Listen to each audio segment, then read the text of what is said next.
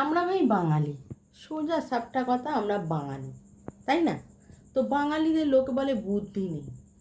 আরে আমাদের ঘাড়ে ব্যথা হলে আমরা কেন ডাক্তারখানায় যাবো বলো? ডাক্তারকে কেন পয়সা দেবো? খবরদার ডাক্তারখানায় যাবে না। কি করবে আমার এই পদ্ধতিটা তোমরা একটু মনোযোগ দিয়ে শুনবে এবং দেখবে। এই বালিশটাকে ফেলে এই বালিশের মধ্যে চারটে গুনে গুনে দেবে।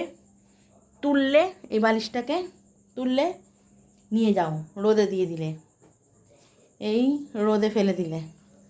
তো রোদে ফেলে দেওয়ার পরে কি হবে বলো তো?